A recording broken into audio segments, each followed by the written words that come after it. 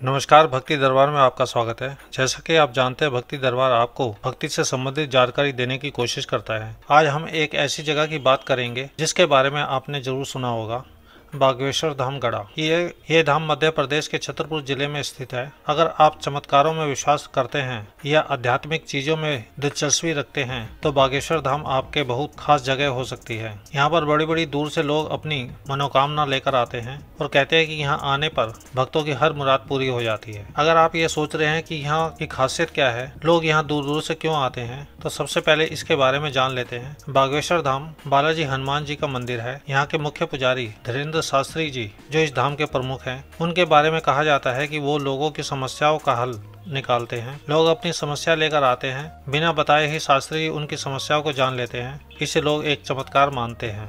धीरेन्द्र कुमार शास्त्री का जन्म और पालन पोषण एक हिंदू गर्भ ब्राह्मण परिवार में हुआ, जहाँ उनके पिता एक पुजारी के रूप में काम करते हैं। कहने के मुताबिक धीरेन्द्र शास्त्री जी को भगवान हनुमान ने बागेश्वर धाम सरकार के समाज सेवा के काम करने का निर्देश दिया था। उनके अनुसार न ही वो किसी देवता के अवतार हैं, न ही कोई तांत्रिक हैं, मात्र एक साधारण मानव हैं जिनके पास हनुमान जी और सन्यासी बाबा के आशीर्वाद से सिद्धियां प्राप्त हैं।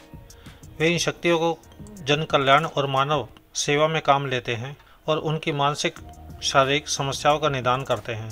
पंडित धीरेन्द्र शास्त्री जी के द्वारा बागेश्वर धाम की सेवा 3 पीढ़ियों से की जा रही है। धीरेन्द्र शास्त्री जी बागेश्वर धाम के प्रमुख हैं, जो मध्य प्रदेश के छतरपुर जिले के गढ़ा गांव में भगवान हनुमान जी को समर्पित एक हिंदू तीर्थ स्थान है। धाम में शास्त्री जी एक दिव्य दरबार का आयोजन करते हैं, जहां ऐसा माना जाता है कि वे अपनी दैवीय शक्ति से लोगों की सभी शारीरिक, मानसिक, आर्थिक और सामाजिक पीड़ाओं को ठीक करते हैं, जो उन्हें दादा गुरु से मिली थी। शास्त्री जी ने बताया, वे अपने दादा गुरु जी के बाद धाम के प्रमुख के रूप में सेवा करने वाली तीसरी पीढ़ी है। शास्त्री जी जगत गुरु राम भद्राचार्य के शिष्य हैं। वे वर्तमान में मध्य प्रदेश के छतरपुर जिले में एक हिंदू तीर्थ स्थल बागेश्वर धाम के सरकार के रूप में सेवा कर रहे हैं। शास्त्री जी को रामचरितमानस और शिव पुराण के उपदेश के लिए जाना जाता है। साधना के माध्यम से उन्हें कुछ दिव्य शक्ति प्राप्त हुई। उन्होंने अपने धाम में अन्नपूर्णा रसोई की स्थापना की, जहां उनके अनुयायियों के लिए निःशुल्क भोजन प्रसाद की व्यवस्था की जाती है। धीरेन्द्र शास्त्री गरीब बेसहारा लड़कियों की शादी का वार्षिक समारोह भी करते हैं। पहले यहाँ ज़्यादा लोग नहीं आते थे, लेकिन जैसे जैसे धीरेन्द्र शास्त्री के बारे में लोगों को पता चला, यहाँ भीड़ बढ़ने लगी। आज के समय में हजारों की संख्या में लोग यहाँ आते हैं। खासकर जो लोग अपनी ज़िंदगी में परेशानी से जूझ रहे होते हैं, वो यहाँ आकर हनुमान जी से आशीर्वाद मांगते हैं। धीरेन्द्र शास्त्री जी के बारे में कहा जाए तो लोग मानते हैं कि वो लोगों की परेशानियों को बिना उनसे पूछे ही जान लेते हैं। ये उनकी सबसे बड़ी खासियत मानी जाती है। धीरेन्द्र शास्त्री जी का तरीका बहुत ही सरल और सादगी भरा है और लोग उन्हें बहुत मानते हैं। बागेश्वर धाम में लोग अपनी समस्याओं का समाधान पाने के लिए आते हैं। वो यहाँ एक नारियल और एक लाल कपड़ा लेकर आते हैं, जिसमें अपनी इच्छाएं लिखते हैं, जिसमें अपनी मन्नतें लिखते हैं। फिर इसे बालाजी हनुमान जी को अर्पित कर देते हैं। माना जाता है कि जो भी यहाँ आकर सच्चे मन से मन्नत मांगता है, उसकी सभी इच्छाएं पूरी हो जाती हैं। यहाँ हर मंगलवार और शनिवार को एक खास दरबार लगता है, जिसमें धीरेन्द्र कृष्ण शास्त्री खुद आते हैं और भक्तों की समस्याओं का समाधान करते हैं। इस दरबार में आने वाले लोगों का कहना है कि वो बिना कुछ कहे ही सब कुछ जान जाते हैं और उन्हें उसका हल भी बताते हैं। इसे देखकर बहुत लोग प्रभावित होते हैं और इसे चमत्कार भी मानते हैं। बागेश्वर धाम में लोग अपनी समस्याओं का समाधान पाने के लिए आते हैं। यहाँ आकर लोग काले कपड़े में नारियल बांधकर हनुमान जी को समर्पित करते हैं, जिनको भूत प्रेत की बाधा होती है। जिन लोगों की शादियाँ नहीं होती, वो पीले कपड़े में नारियल बांधकर हनुमान जी को समर्पित करते हैं।